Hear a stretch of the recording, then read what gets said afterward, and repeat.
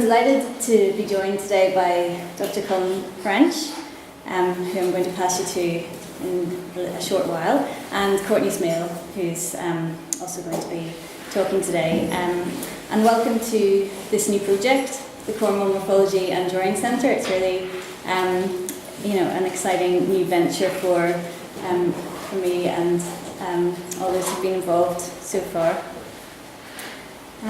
Okay, so today is going to have the following programme. I'm just going to give a short introduction to this project and also to my background and where this has all come from. And then I'm going to pass over to Colin, who's going to talk, and we'll have a short screening of the film Stella's Turf, A Life in Natural History. And then we'll pass over to Courtenay, who's going to tell us about these models and a few other things. So quite a full programme. Welcome. Yep.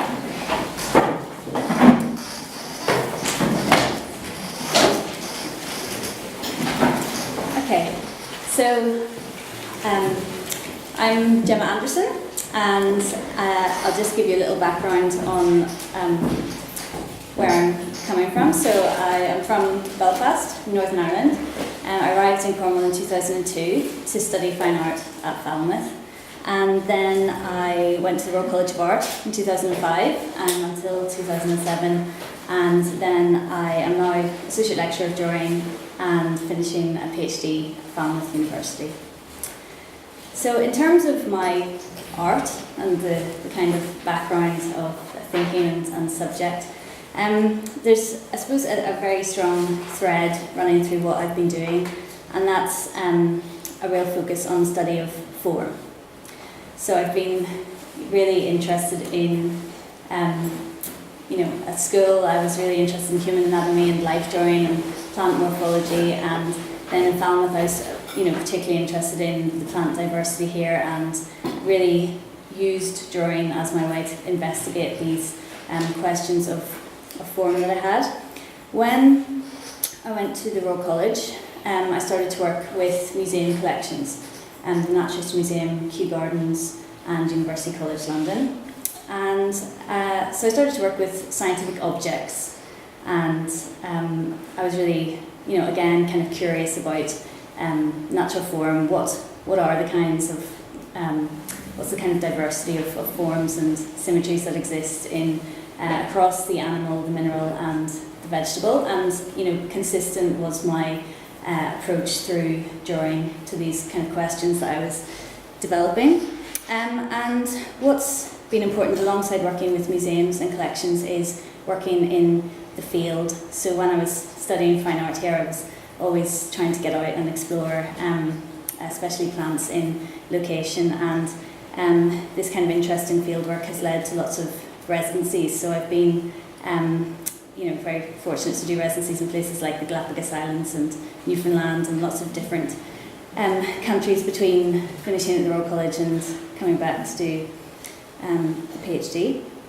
And I've also worked with the Wellcome Trust on a project with a kind of biomedical interest, so you can have a look at more about that project in this book, Patients and Psychiatrists. So aside from working with museums and residencies, and I'm engaging in this process of learning about natural form through drawing, but this ends up in the kinds of works that you see here, and this has been in many exhibitions in London and internationally over the years. Okay, so I think I'd just like to try and explain what I'm talking about when I say morphology and, Cornwall Morphology and Drawing Centre. What is morphology? So I suppose this thread that I'm talking about, the study of form, a big inspiration for me has been Goethe and his conception of morphology. So Goethe is a well-known German writer and lesser-known scientist. He coined the term morphology as the study of form and formative process, to put it very simply. And he coined that term in 1792. And what I was really interested in was his approach, because he saw the study of form as, a very holistic study that should really naturally bring the arts and sciences together. And his approach was very interesting and quite unusual. So he really believed in combining observation, intuition, imagination, and talked about something that he described as delicate empiricism, which is a kind of prolonged, empathetic kind of observation that he thought could bring the knower and the known closer, and kind of through this kind of observation and study of natural phenomena over time builds a stronger connection between the person who's observing and the object that's being observed. And so I was really inspired by Goethe and his writings and his approach and his idea of morphology, when I was studying my degree in Falmouth, and this has really stayed with me, and it's become an important part of the PhD. But I think what I realised that there were a few things that I had been developing that were becoming my own approach to morphology and my own kind of morphological method. So, one of the things I was reading a lot this book, so Goethe's Metamorphosis of Plants, and Goethe's representation of morphology, or his work, is mostly through language. So it's mostly a verbal kind of exploration. And my approach has always been through drawing, and it's a very visual approach, so it's really quite different. And I suppose I became interested in, how can we visually represent this morphology and this study of form? And just to say, this Metamorphosis of Plants, Goethe was, very famous as a writer and, considered as a kind of, an artist or literary person. But in his study, The Metamorphosis of Plants, he proposed that the development of the plant, the transformation of the plant, is based on the leaf, and that the plant is actually a transformation of the leaf, and famously said, all is leaf, which actually was a massive contribution to botanical science at the time, and is still held as an important contribution to. So the insight that led to that contribution came from this kind of very intuitive and imaginative approach to studying natural phenomena. So having my own morphological questions about form, especially after spending all this time working in the field in the museum, and I was really sort of a bit obsessed with the resemblances between animal, mineral and vegetable species. So I was noticing that this is looking like this, they're both maybe spiralling, and this is looking like this, and they're both quite hexagonal. So are there actually a set of forms and symmetries that are shared between the animal, mineral and vegetable species? And I started to realise that, this was the kind of thing I was trying to address through drawing. So in this is a copper etching of aragonite specimens. So this is coral specimens from the Natural History Museum, and aragonite specimens which are classified as mineral, but they share a lot of the same branching forms, and they're also the same material, but they're classified in different parts of the museum. So I was interested in using resemblance as a way to draw things together, and using drawing as this way of showing these relationships. And I started to sort of get a big, a very strong intuition that there are forms and symmetries that are shared, and that led me to coin this term, isomorphology, as the study of the shared forms and symmetries of animal, mineral and vegetable species. And this is a brand new book that just came out yesterday, and so please have a look. This gives you an introduction into the kind of emergence of this study, and also tells you about these are abstractions of these forms and symmetries that I've then gone back to work with the individual variation in museums and the field.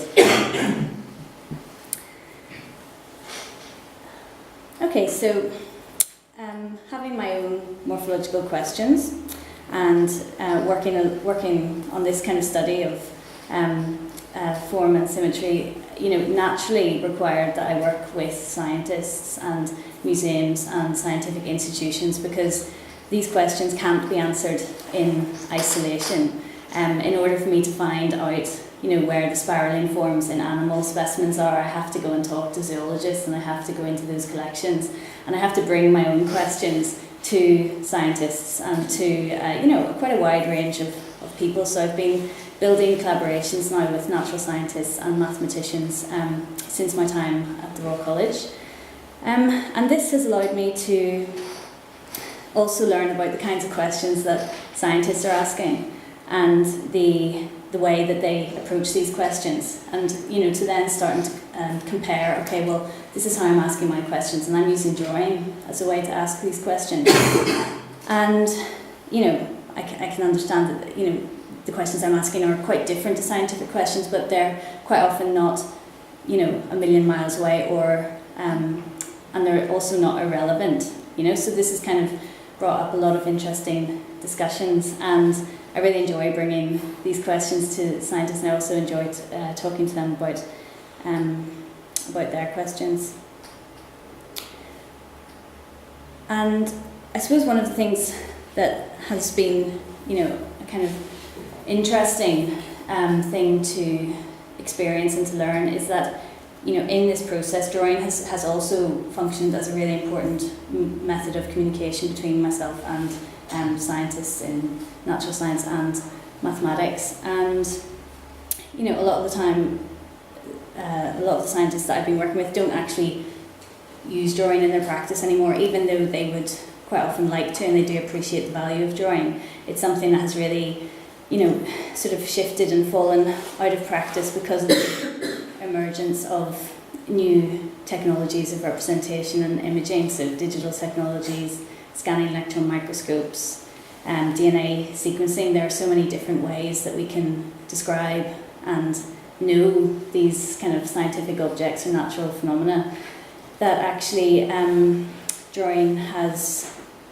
fallen out of practice. But what I've feel very passionate about is that this doesn't mean that it's not useful. It's actually still a kind of very unique way of approaching and knowing the natural world, and this is something that I've been kind of really enjoying talking to scientists about, because quite a lot of the scientists I've been working with are also quite passionate about the kind of knowledge that drawing can generate.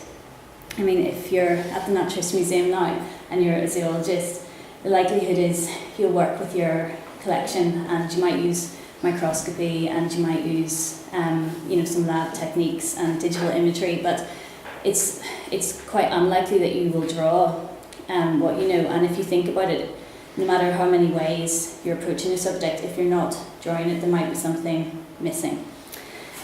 So I'm interested in this kind of particular knowledge that drawing can generate, and I would say that there's a few characteristics.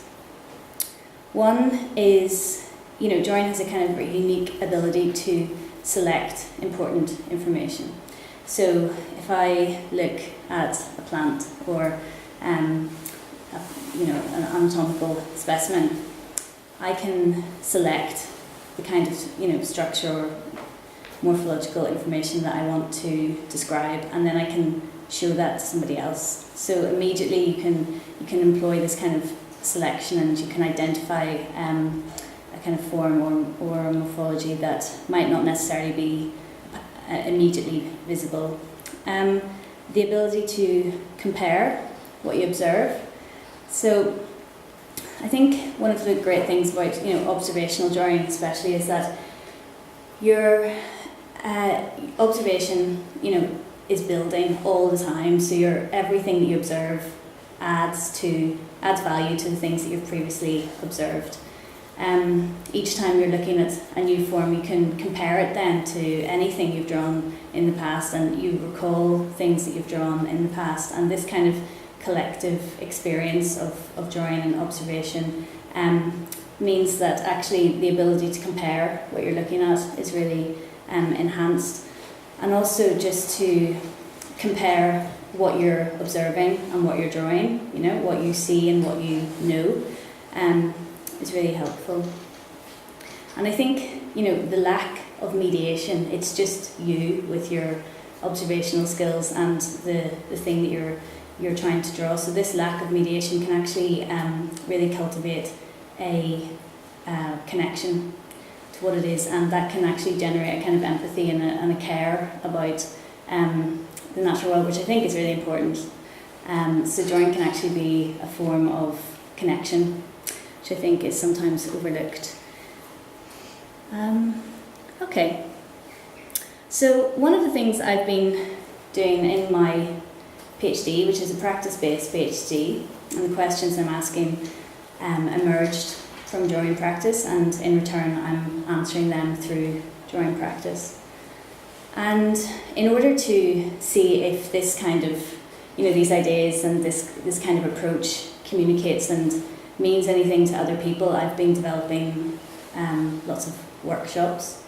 And this has really become an important part of my practice. So I'm trying to work out methods that are ways of, you know, coming to know specific things about natural form, to kind of approach natural form with this idea about these, you know, this kind of alternative way to think about the classification of animal, mineral and vegetable species, and to really work out some methods that help to get insight and to get involved in subjects and investigation. So these workshops, you know, are part of my artistic practice, as is collaboration, and so this centre, this project, is really has really emerged from this kind of interest in sharing this knowledge, this investigation, and using drawing in a group, in a collective. It's quite a kind of supportive environment to do drawing together and to work with these methods, and to see how we can use drawing as a way of knowing in collaboration with a number of disciplines that might otherwise be seen as scientific. I think one thing we probably agree is that, you know, natural form itself is something that is studied, you know, has been studied for years by artists and by scientists, and a lot of the time, you know, specimens are kept in museums and then they become objects of scientific knowledge, but this doesn't really necessarily have to be the case. So we're going to work through a series of workshops here, at least until November, in collaboration with a number of natural scientists, mathematicians, astronomers and even dancers. So a really sort of broad variety of things that I think that we can approach and investigate through drawing. So I'll just say something about this space. So it's really nice to be here in the Cornwall Art and Science Trust, which used to be an old school of art and science. And one of the things that this space is trying to do is to repurpose and revalue old scientific equipment. So all of the microscopes that you see around here have been donated by Camborne School of Mines and Exeter Biosciences Department, and this is because they were in storage. You know, they're not being used in the university anymore, and I became aware of this, you know, in my kind of time working with museums and university collections. And I thought, well, you know, these things are still fantastic, and, you know, they still give us a kind of insight and a view into the natural world that we might not otherwise have. So maybe we can repurpose them here and ask different questions and make different kinds of discoveries as part of the workshops. And there's a small mineral collection, again donated by University College London, so that's up there on the shelves. And you know, it's not exactly a museum quality collection, but it's an opportunity to get involved and to handle objects, which again, you know, is really helpful. We can rotate and we can choose the angle that we want to draw from. And then there are a small collection of old scientific educational tools. So you can see glass models of mineral structures, and then there's some rapid prototype models that I've made with competitions, and some ceramic models of knots. So hopefully, in this case, artworks and objects and drawings, as are used as part of the educational approach. The work that I've got here today is this is one of the isomorphology studies, and so this is an etching of radial symmetry in animal, mineral and vegetable species. So you can see the radial symmetry as the abstract symbol is quite different. And I suppose what I would quite like is, if you have a chance to have a look, maybe you start to question, well, what is the animal, what is the mineral, what is the vegetable? And that's the kind of questions that I've been asking, and I hope that this kind of work might encourage you to ask, because there are all of these relationships that are otherwise unknown or invisible within the museum collection. Okay, so I think that's about all I'm going to say as an introduction. I'd just like to bring your attention to the workshops, and they're starting next week. So the first workshop is with Colin French, and it's botanical fieldwork on the lizard. So that's next Sunday, the 29th, and you're very welcome to sign up for that today. And we're going to do botanical fieldwork on the lizard using the forms and symmetries of isomorphology as a kind of navigation tool, and then we're going to collect specimens and bring them back to the space, and we're going to prepare our own microscopy slides with the plant material that we collect. So it's a nice way to study plant form on a macro and a micro level. And then the next workshop is Drawing in the Fourth Spatial Dimension, which is with Professor Alessio Cordi, who's Professor of Mathematics at Imperial College in London, and who I've been collaborating with since 2010. And if you're at all curious about this, I would say just come along, because the only way to find out is through doing this. It's so kind of confusing to try and explain how we're going to draw in the fourth spatial dimension without actually getting stuck in. But that should be really fun, and I'm looking forward to that. Then we're going to have a workshop about drawing insect morphology with a zoologist from the Natural History Museum and a zoologist from Exeter University. And I'm going to be working with Courtenay on a workshop about drawing crystal structures. And he's going to talk to you more about some of these models and some of the models I've just brought your attention to earlier. And then we'll hopefully be drawing the moon with Cornwall Astronomical Society, and then exploring circadian rhythms with some dancers, with Katrina Brown, who's a lecturer in dance at Falmouth University. So really quite broad, quite varied, and quite experimental. And I hope that together we, this is the workshop is a form that is really valuable, because I'm asking questions and I'm proposing these methods, but actually through sharing this kind of approach and experience, then it really brings new questions to the work and helps the whole practice to evolve. Okay, so that's all from me for now. I'm going to pass you to Colin, who's going to tell you a bit about his work. Yeah. Okay. Yeah. Okay. Thank you. Right. I'm Colin French. I'm the West Cornwall recorder for the Botanical Society of Britain and Ireland. It's a voluntary role, and my remit is to record everything, all the flowering plants and ferns that live wild in West Cornwall. And I think it's the 20th year I've been keeping records of the flora in West of Cornwall. I'm just going to try and give you an insight into what recording is about, and then talk something about why Cornwall is very special for its flora, for its natural history in general, and then say something about the history of recording in Cornwall. Then we're going to have this video of Stella Turk, who was the guiding light of recording in Cornwall from the 60s until really about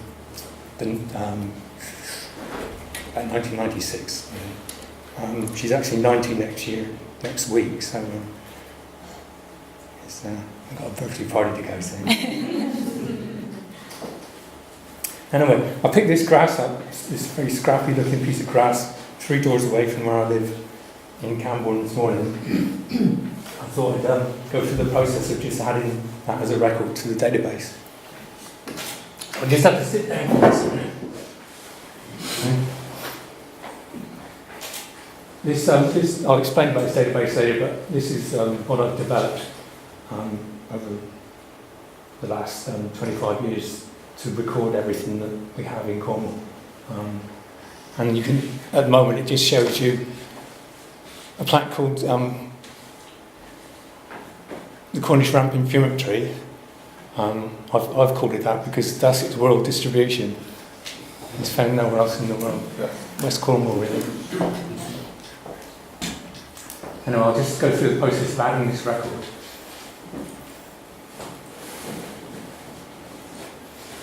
I'll just start by putting in my initials.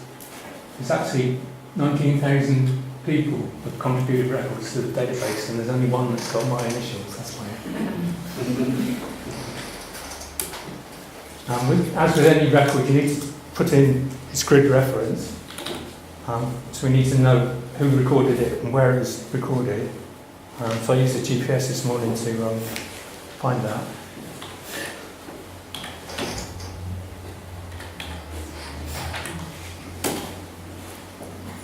And just put in the location.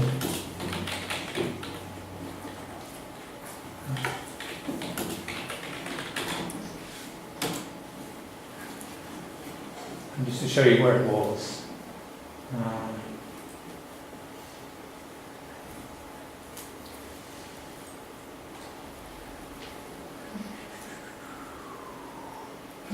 Approximately there.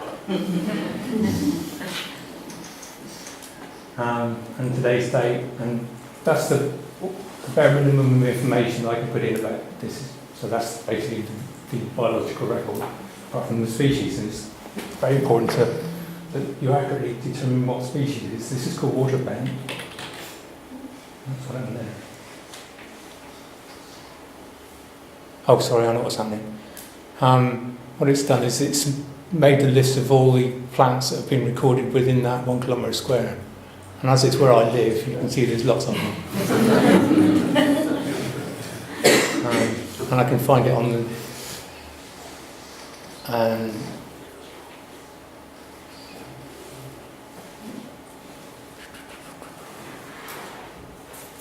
And there it is, water bent. So just click on that and there's the record bent. Save it.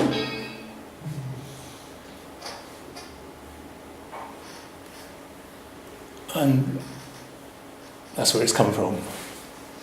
So if I just call up the records for water bent,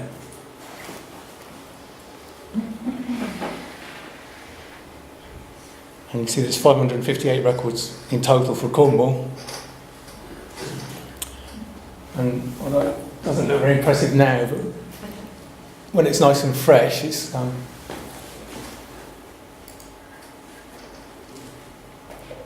got this very diagnostic angle to the inflorescence, the way the branches spread.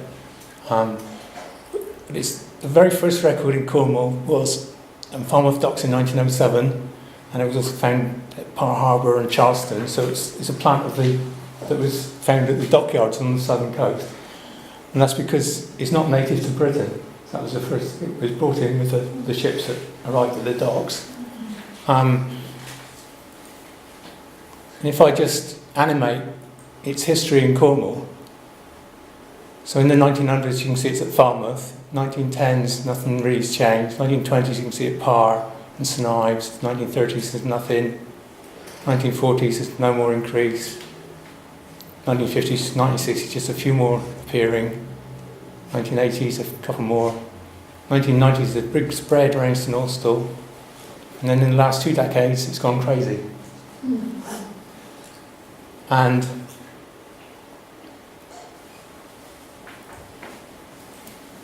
in the 1990s, all of a sudden they discovered the drainage channels in the China Clay district, and they found that was great habitat for it. It spread rapidly into there, and ever since then, it's found that it loves pavements, and so it's all over Cornwall and all over Farmouth. Every town in Cornwall is just plastered in it, and that's just happened in the last 20 years. So from that one record, it's just showing you how important it is just to keep records. That one record in itself doesn't tell you much, but when you combine it with hundreds of others that have been collected over the decades, then you've got a complete narrative, and we've got a story there to tell just about that one species. But why it's done that, we don't know, whether it's responding to global warming or whether it's some kind of genetic change, but it's something that's happened in Cornwall.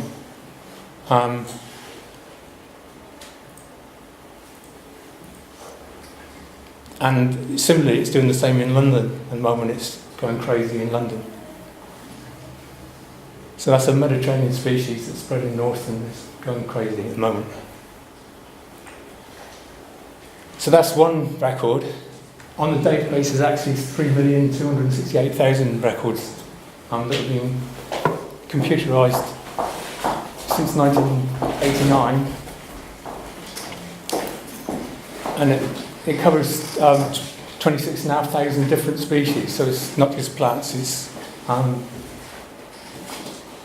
marine, it's birds, it's even human parasites on the database, so it's all, you name it, there's records of it. And as a result, Cornwall is the most comprehensively and most intensively recorded area in Britain. And as Britain is the place that is recognised as leading the world in biological recording, then Cornwall's way ahead. But why is that? Well, there are some intrinsic physical reasons why Cornwall's very special.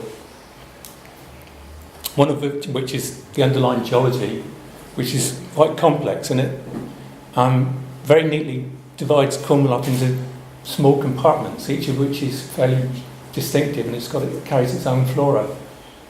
You've got these large granite areas in grey here, and each of them is very distinctive from the rest. So on Bodmin Moor, it's very cold and wet, and there's a lot of moorland and acid bogs, and it's very low in number of species.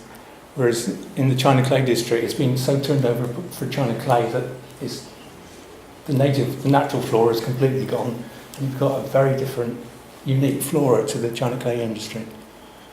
And in Penwith is very much like an island, and there's quite a number of species that you find in Penwith, but nowhere else in Cornwall. And the northern half of it is mainly heathland, and the southern half is more agricultural. So each of these granites is quite different from each other. And the same is true for all these other coloured areas, that they've each got their own unique flora and fauna. And the most unique of all is the Lizard Peninsula, which is made up of serpentine and gabbro, which is an ultra basic rock, which is very hard weathering. It produces very shallow soils that are waterlogged and very acid, and as a result, its flora is just, there's nothing else like it really in Europe. So if you can imagine the geology, and if you superimpose on that the pattern of rainfall, then that subdivides Cornwall up again into smaller units. You can see that Bodmin Moor is the wettest in the part of Cornwall, and that contributes to why it's so different. Up in the Camel, that's the driest part of Cornwall, and that again has its unique flora. There's things like parsley and balm-leaf finkwort, and a geranium called Little Robin, which is in great profusion up there, but not really anywhere else in Cornwall. And on the Lizard, this western coast is drier than elsewhere, and it has, again, a very distinctive flora to the rest of the Lizard, even though it's the same geology. So intrinsically, Cornwall is very interested in terms of small areas. You can divide it up. And then man has had a huge impact on the landscape. We're living in a man-made landscape. This is a satellite photograph off Google showing the fields near Zena, which are reputed to be the oldest man-made structures in the world that are still used for their original purpose. The hedges there were built 6,000 years ago and are still used today for managing cattle. And they've been used continuously for that entire period for managing cattle. You might know some of these fields here are darker and are more uniform green. That's because they've had artificial fertiliser added to them. But some of these other fields here are probably exactly as they were 6,000 years ago. So man has cast a huge net right across Cornwall and laid down Cornish hedges, and if you bunch them all together in one lump, that would be by far the largest, most important area in Cornwall for its wildlife value. And then another major influence on the Cornish landscape is mining. That's showing the distribution of metal mines in Cornwall. There's 1,500 mines on that map.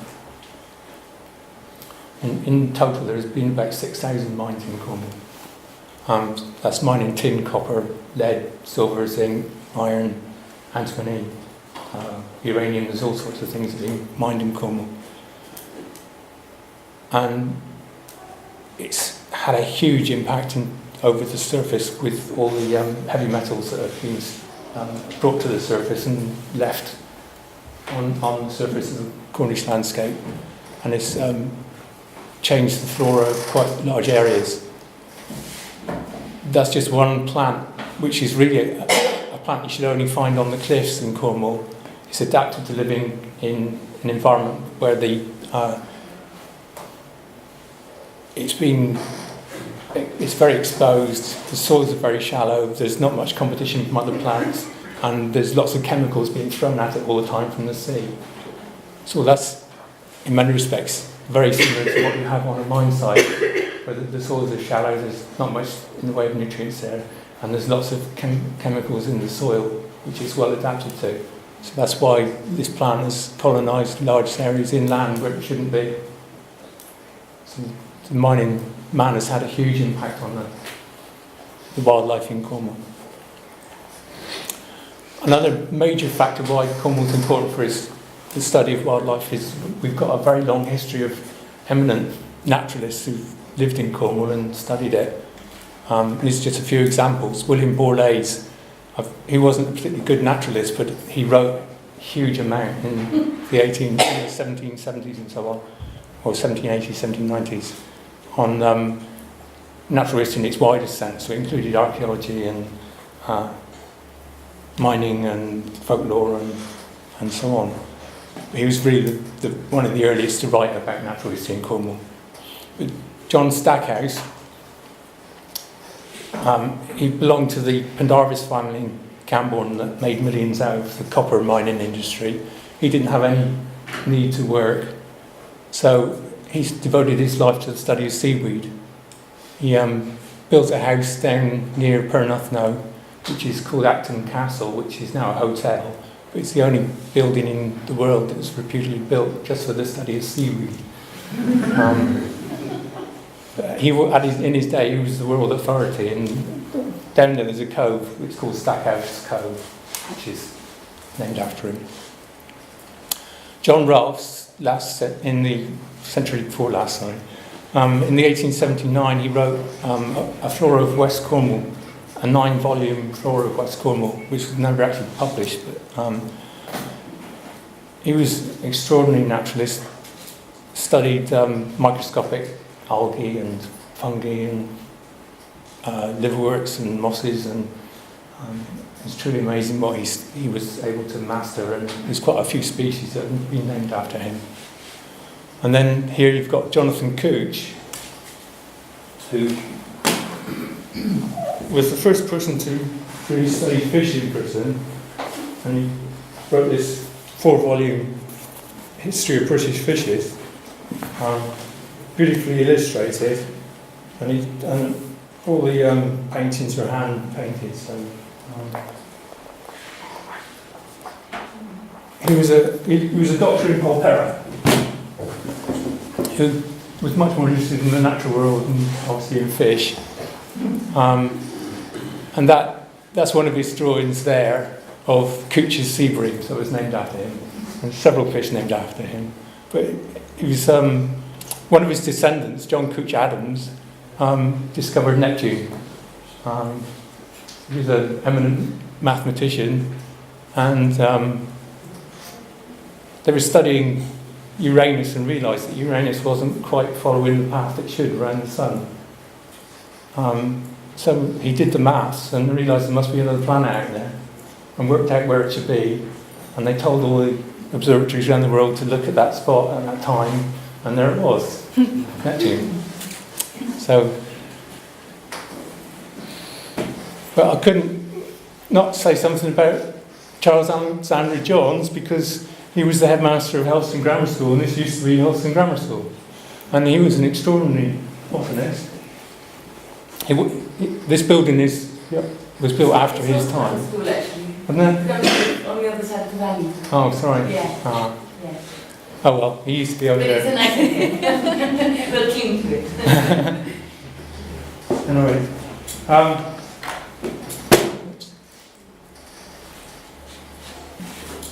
he was the first person to appreciate the value of the lizard for his flora, but I think most amazingly, he wrote this book, The Flowers of the Field, which he wrote in Helston, and it became the standard textbook for identifying plants for the next 50 years. So the second half of the 19th century, if anybody was interested in identifying plants, this was what they did. And they've written Helston. That's one of his specimens preserved in the museum of a plant that's a speciality of the lizard, the prostrate asparagus. Right, we're going to do the video now, aren't we? Yeah. So that's a little bit about the history of recording. I'm just kind of now going to play a video that someone from Falmouth recorded of Stella Turk. Stella was the director of the Cornish Biological Records Unit, and she started that with her husband, Frank Archibald Turk, who she always referred to as FAT. They started that in 1972, and she's now going to talk about recollections from her life. And she's a truly extraordinary person who's literally inspired many hundreds of people to take up natural history study over the years. Play that.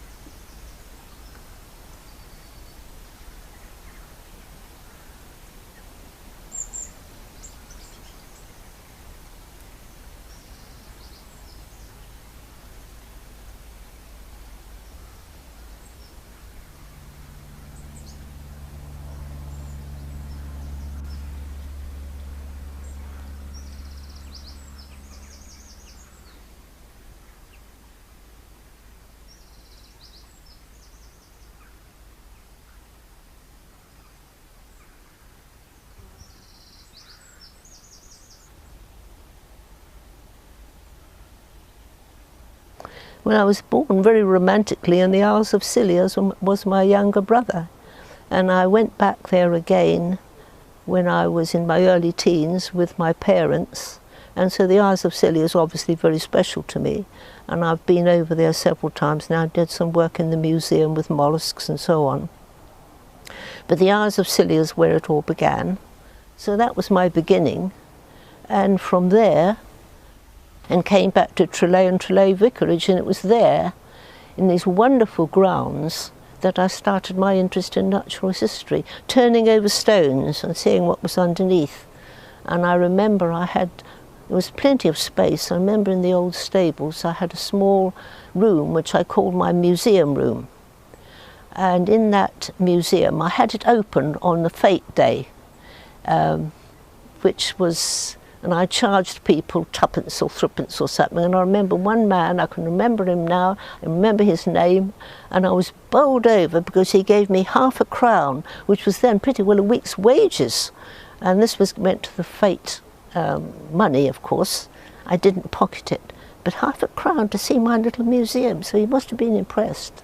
What was in your museum, Stella? And in my museum, I kept some living things. It wasn't all dead things. I kept mice. I kept white mice. George and Mary, named after the King and Queen, and another little lady called Alice.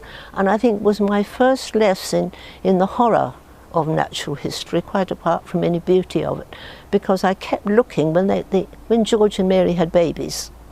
I kept looking at these delightful little, well, delightful, they were ugly little pink things, and they didn't want to be, and so they ate them. I'll never, never forget the shock and the horror with which I discovered that the parents had eaten these little mice.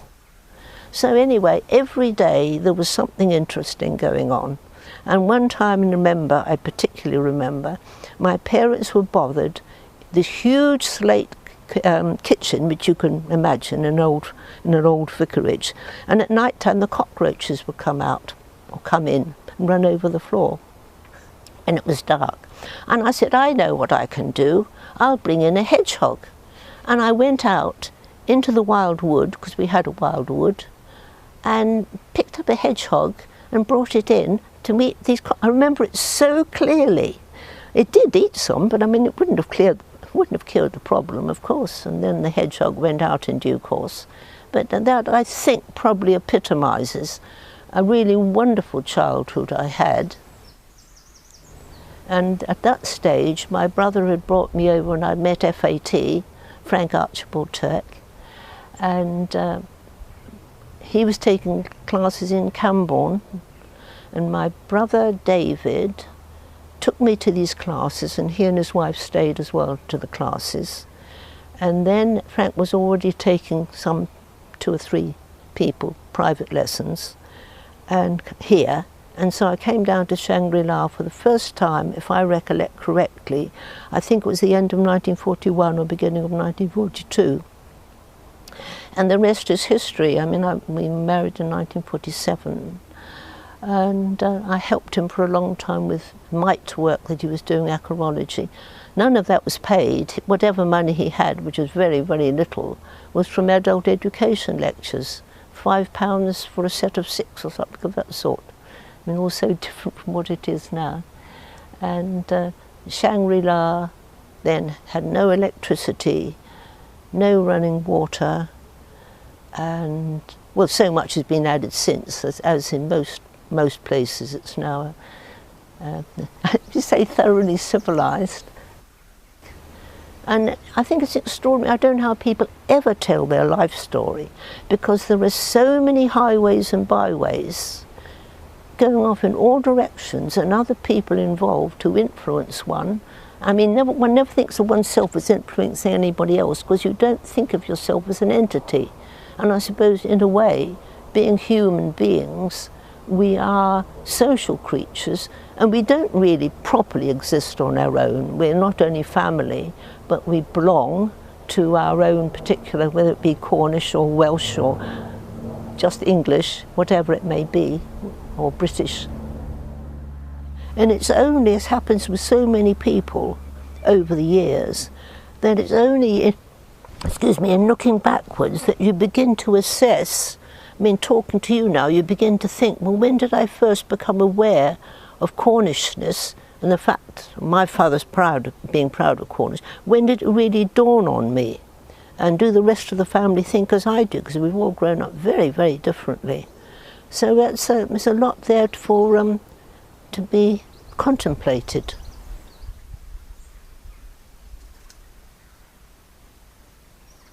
I think when one lives in one place for a long time, it becomes so packed with memories in every step you take, with every plant you look at, that in itself has a sort of boomerang. That's a good Australian word, isn't it? It has an effect which comes back to you, bounces off the things you look at. You don't always remember precisely where you had them or who gave them to you or where you might have bought them, or the nursery which has now gone bankrupt because there are so many nurseries. It's all part of history, and of course a very complex way of, well, everybody's got a complex history, and when you try and tease it out, it becomes even more entangled to try and get the beginnings and the ends of things. Well, I suppose over the years it's become even more important. We've talked about the garden, but in the house itself, the sort of things that we've collected and treasured, things that have been given to us, the pictures that we have, and the library above all. And with my role, because I've always been, although I've done a little bit of writing, I've always been very, very practical. I love screwdriver and a hammer and nail. Of course now I've just knocked my finger and not the nail, but I mean, it hasn't always been like that in the last few years. And so a lot of the things were done at Shangri-La with little money and with do-it-yourself person, myself, and the people who did help us were always, well, they seemed to fall under the magic of Shangri-La, and they always seemed to do an extra super job. And so it's all very special. Yes, I became interested in marine molluscs when I was living at Fioc, and we were almost on the seashore. We lived in 3 different houses there, but we were in the narrow Restrongut Point with the sea on either side of us, and with my brother Michael and a friend called Ambrose Littleton, and he bought a little boat called, and he called it the Stella Maris, and it leaked. Anyway, we managed to get up as far as Truro in it, I remember, but we used to paddle around, but mostly, of course, we were just on foot on the seashore, trying not to fall over. I can remember then leaping from boulder to boulder and one slippery bit of sloping rock to another. And that began my interest in molluscs and the zoning of molluscs, and I wrote my first paper there, which was published in the Polytechnic Society. I think it was accepted when I was about 16, and looking back on it, I don't know how they ever accepted it, but I got a most beautiful medal for it. It just seems extraordinary looking back.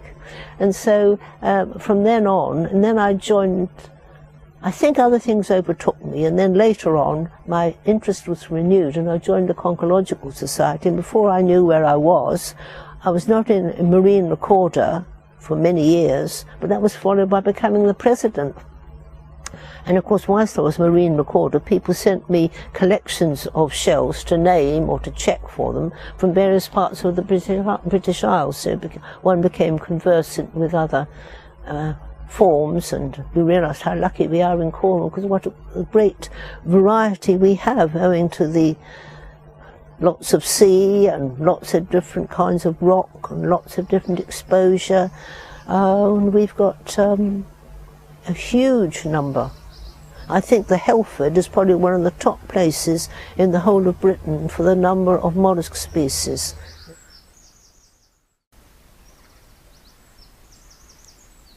I began by helping Frank as an assistant, especially with his residential courses. He had residential courses at Boscastle and also in the Isles of Scilly, and I would help. And every now and then we'd have one of the inspectors come, Her Majesty's inspectors, and they usually became part of the course. I mean, they all fell for Frank anyway and thought he was wonderful, and they thought that I was sufficiently au fait with teaching and getting on well with students that I should take classes on my own. And I think the first one I took on my own was at Newquay, And after that, of course, I did take a lot. Frank was delighted, and some of his classes, one at Lou particularly, was handed over to me. And so I did that. But I was, of course, a very practical person, as you've gathered, with a hammer and nails and so on. And I did a lot of field work and encouraged the students to do field work and what did they remember of the past and what was on their seashore now or their woodlands and so on. I remember we wrote a little handbook on Lou, which was virtually the work of the students, from me quizzing them and so on and writing things down, because I've always loved, well, I've loved writing, I suppose, all the time, from when I kept my mice, and this horrible little squiggly writing, you know, mice have had babies today and they've eaten most of them or something like that. But anyway, I've always enjoyed writing, and I would write up. I'd persuade the students, adult students, to send me in notes that they had made. They'd found, perhaps some of them would specialise, shall I say, in galls or in well, with my mollusks was my thing, mammals, whatever, or the birds, of course, were a common thing, to send in what they had written, and then I would do, not a précis, I would do an account of the day, when it was, where it was, grid references had come into it by then, who was there, a long list of the students, and then I would write up on my old typewriter before computer days, all the results of what we've been doing. And gradually we were building up and going to places that weren't commonly visited with the idea of finding what was there in order that it could be assessed in relation to, shall I say, pressure from tourists, pressure from another, God forbid, another oil spill, or from any kind of development. We were just taking photographs and doing all we could. One place in particular I remember, and I remember this with great affection, Port Scatho. And somebody called, what was his Christian? Edward Stepp, who had written lots of popular books in the Wayside and Woodland series and so on. At a time when he wasn't very well, he had gone to Port Scatho and he had done some recording, and this is all in one of his published books, about what he called the long, it's known locally as the Long Drang, and you've probably heard of this term, Simon. It was a long, not a fissure, not a cave, not a depression. You could walk in it, you could look up either side, one facing north and one facing south, whatever, and look at the sponges on one side and the sea anemones on the other side and the rock pools at the bottom. It was, I mean, it was called a drang, and I can't remember what the nearest thing would be, but it was something that many people could walk in. He had taken photographs of this, and he got one of the local lads all these years ago to stand there with a fishing net. And so we reconstructed the picture, and I've got this if you want to see it. I've got the picture that was taken by my friend, the various of us around, and somebody holding the net, as this little boy had done, recreating what had been done all those years ago. And then, of course, we proceeded to record all that we reasonably could, the fishes and the sea lentil everything we could record, everything we could name, we named. And I wrote quite a long thing on it. By then, I think we were beginning to get nice typing. I didn't have to depend on my old typewriter. I think we eventually got quite a nice copy of that. So that meant Port Scatho, and that brought the past into the present, into the future. And so that still exists, and we sent it to one or two local people and so on. And hopefully it'll be used again when somebody wants to redo it. And another place we did an enormous detail, and many people have been there since, is St Ives Island. And at St Ives Island, at very low tide, you can go right out into the sea, into the north side. Wonderful. And of course, once you get all those rocks exposed, and I had a very eccentric lady, and I'll tell you a little bit more because it's such a wonderful story. She was called Pippa Rennick, and she was a very vociferous, very keen member of my class. She died quite a few years ago. She was so enthusiastic that they had to have a special bell on the desk to stop her talking. I mean, we didn't say that in as many words, but because she had so much to say, so many questions, so much involved, she got so excited that we had to say, you know, and let the tutor have a word now, sort of thing, or somebody else ask a question.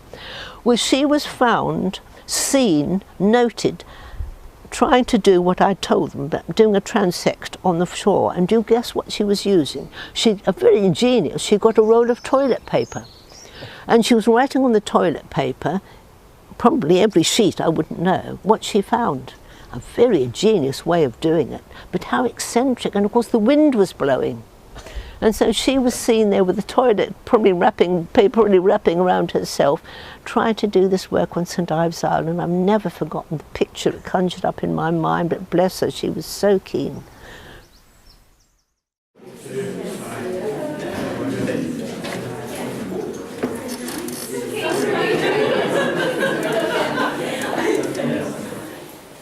I'm going to talk about more modern history of recording and really my involvement in it. This is where the Cornish Biological Records Unit started, which is Murdoch House and Back Lane in Redruth. It's called that because that's where William Murdoch lived in the 1770s. He was James Watt's engineer employed by James Watt to set up his steam engines in Cornwall. But it was in that house he invented gas lighting. So that was the first house in the world to be lit by gas. Anyway, the records unit was upstairs in a room in the back there, and you could see Stella with one of the volunteers, Pam Tomset. This was before computers. It was jam-packed with filing cabinets and books and shelving, and there was barely any room to stand up. And everything was typed onto cards.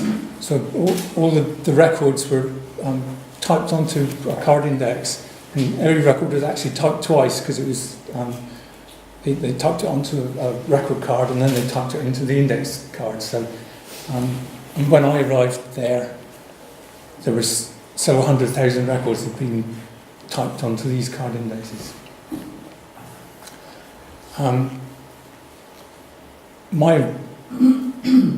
I actually did a PhD in pollen analysis using or looking at pollen grains preserved in peat to reconstruct vegetation change over time. And I did some work in Cornwall, not actually part of my PhD, but when I got it, my mother being proud of the fact she put something in the West Britain to say that I'd got my PhD. A few days later, I had a phone call from Stella saying, what is it I'd been doing? So that's where it all started. So I then went and did volunteering at the Record Centre for about a year or two. And at that time, the university had only just woken up to the fact that they had this vast resource. It was part of Exeter University. And they thought, well, we ought to do something with it. It was reaching the end of the technology that you could do with a card index. You know, it was becoming slower and slower to use a card index because it was just too big for that technology. So they decided that it ought to be computerised. This was before the internet, at the same time as the first personal computer had just been invented. So it was well beyond anything you could do with a personal computer. So it needed to go onto a mini computer. But the room there was totally unsuitable. We were bulging at the seams, we had to move. The university was particularly worried because the weight of all the filing cabinets they thought was going to cause the building to implode.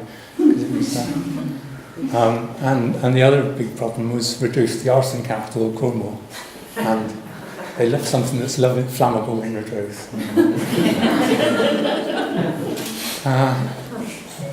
So we moved. This was part of Cornwall College.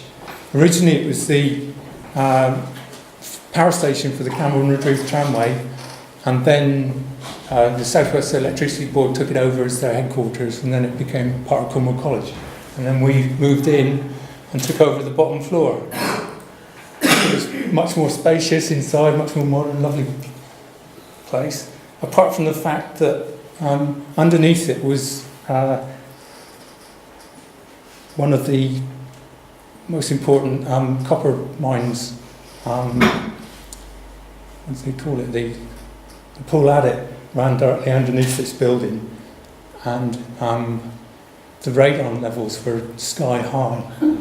And it was whenever there was any filming about radon levels in Cornwall, they used to come and photograph our building because it just had such extortionate levels of radon. Anyway, so we had a computer suite, and people on different government schemes to put all the records onto computer. It was my job to develop the database.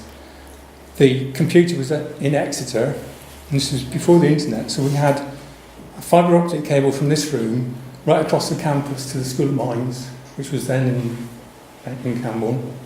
Then there was a microwave link directly to the SWEB's headquarters, and then it went through the overhead power cables to Exeter, and then to the computer. So,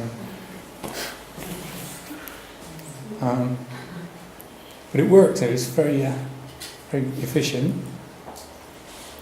But there were still very much volunteers involved in it, and Stella always used to lay on lunch for all the volunteers. So it still had a feel of sort of 19th century gentleman's club.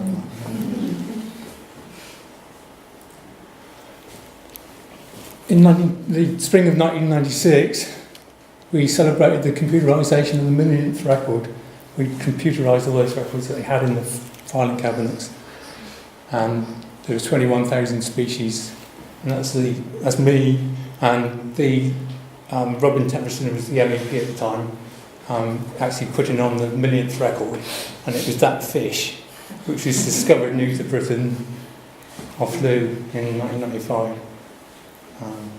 So we had a big celebration for the millionth record, and at that time it was the largest online natural history database in the world. 6 months later, the whole lot was shut down.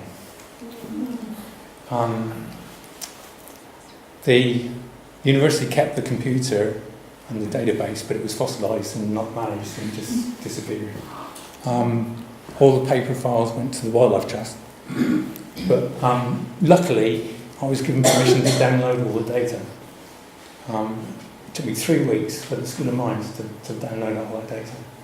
It took me 10 minutes to move that much data in. And from then on, the old staff of CPRU and volunteers, we worked from home, and we had the whole database on our own computers at home.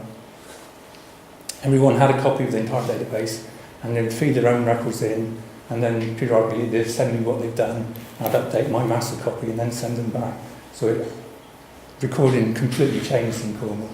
It was then done on a much more collaborative basis of a network of recorders throughout Cornwall, and that's how it's done today. And this graph just shows you what's happened since, how many records have gone on computers since the CPRU shut. The main thing was because we were able to continue from home, we were able to carry on. We were in the midst of surveying the whole of Cornwall for a flora, and we published that in 1999. So it's just a series of maps and so on of distribution of 2,800 species of flower and plant. And we also brought it out as a multimedia CD-ROM, which is in first in Cornwall as well. But if you notice the number of records, when the CPRU was running in full swing, it was 150,000 records a year on a computer. And then, because we were working from home without all those resources, it dropped right down. But since 2007, we've been averaging 200,000 records a year, because the network has grown and there's just so much more going on. And in the last 2 years, over 500,000 records have gone on computer, which is truly phenomenal.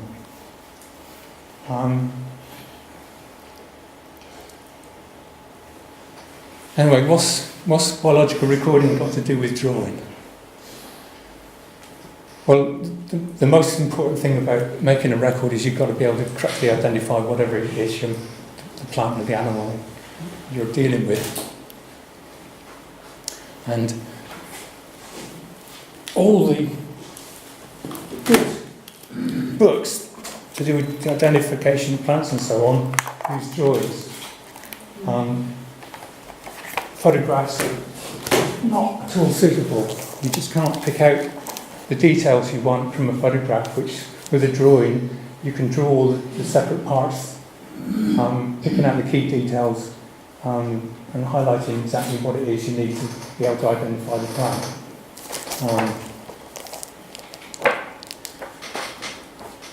So for anybody interested in studying or identifying plants, then the drawings are the key thing. That's the most important thing of all.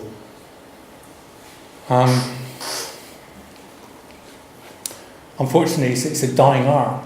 There's very few people. It's not taught in, as far as I know, in any university. Well, I don't know if they do it.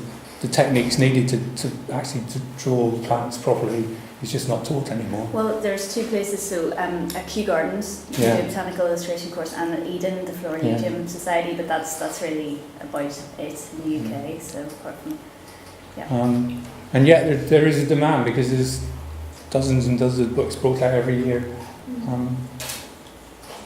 And it's not just about knowing how to draw, but you need to know what it is you need to highlight in your drawing that would help the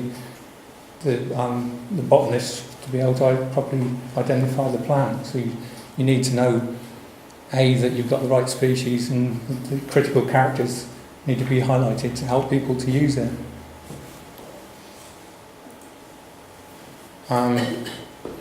That's a scan of a photocopy, so it hasn't come out very well, but that's Zoe Keating, who came from Falmouth. One of her drawings of a bramble. There's hundreds of species of brambles, and when you think of brambles is one thing, but there's actually hundreds of species of brambles.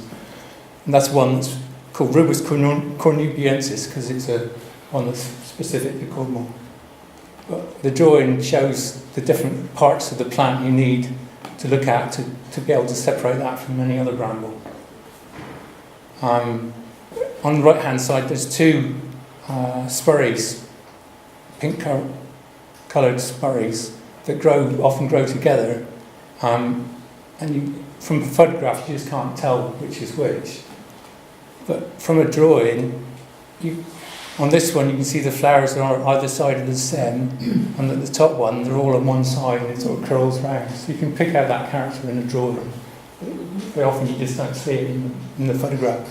And there's a difference in the stipules, which is a tiny little triangular piece there which you can't really see. But in drawing will show you what you need to look for, rather than the photograph. These are just different. My predecessor as recorder was Rosalind Murphy, who actually lives with Stella.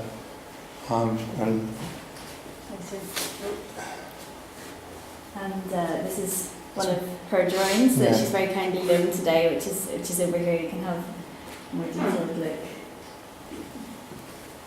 That's just some of her sketches of rushes, and that's what pygmy rush, which is one of the specialities of the lizard. You'll only find that in Britain on the lizard. That's what it looks like as a drawing.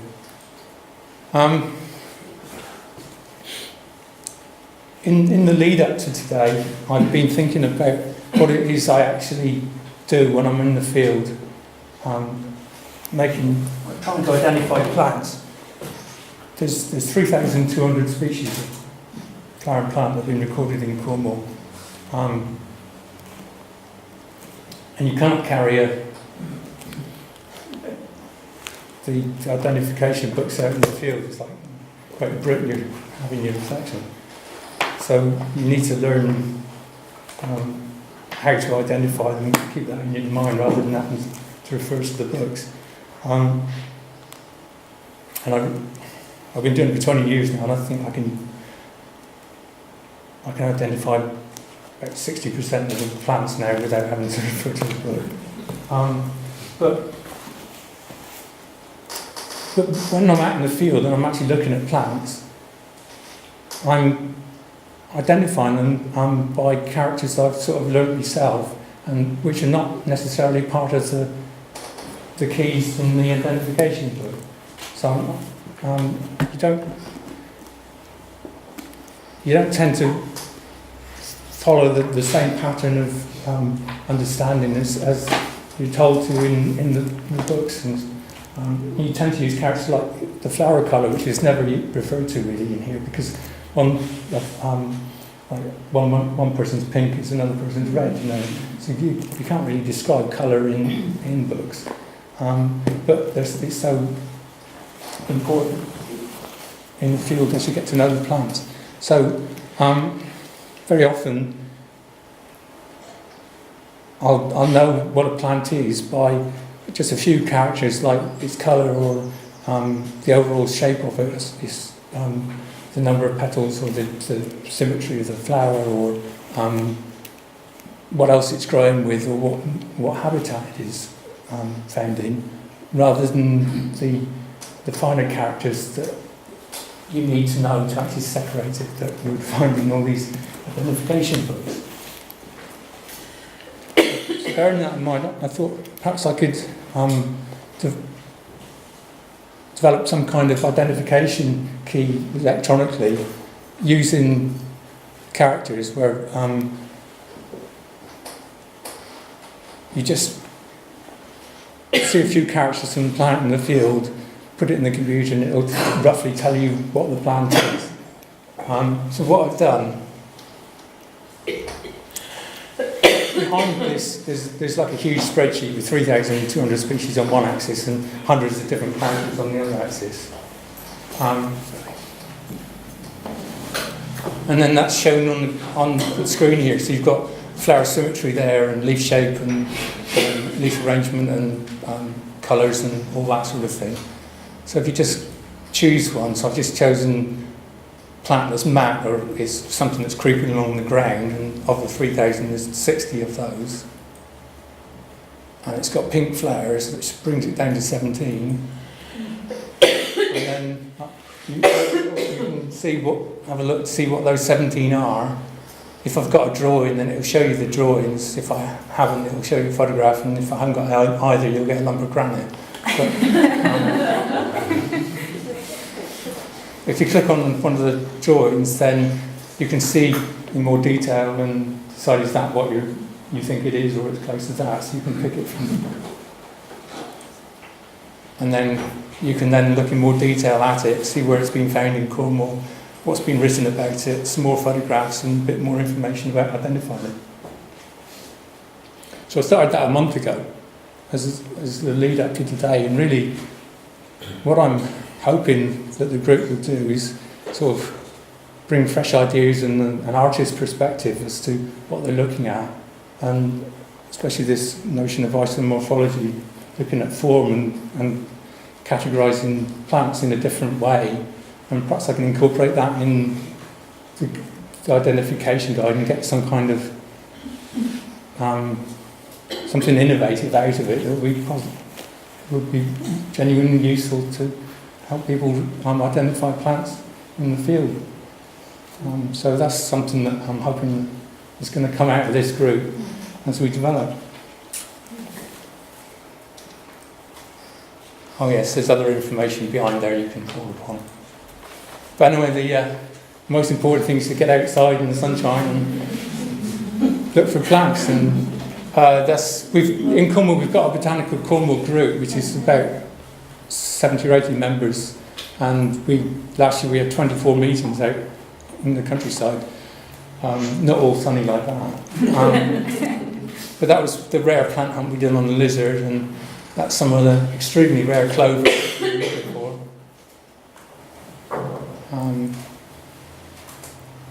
And this is what we hope to do next weekend, go to Blue Bar and see what we can find and get specimens and draw them, and have our workshop and see where it goes from there. So that's mine. Yeah, brilliant. Well, thank you very much. Yeah, thanks, Brian.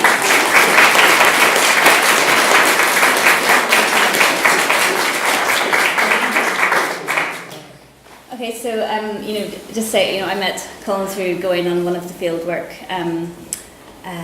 days with Cornwall Botanical Group, and this is us at Lubar. And so our workshop is going to be next Sunday. If you're interested, please just let us know. But it's really exciting for me, and hopefully also for Colin, to maybe think about ways that we can collaborate, and the kind of work that I've been doing to bring that together with the kind of work that Colin's been doing.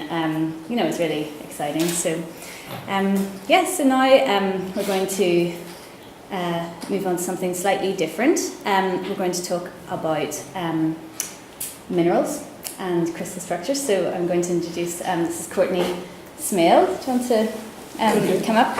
And I first met Courtenay in 2011, whenever I was drawing some of the minerals in the Rashley Mineral Collection in Truro Museum.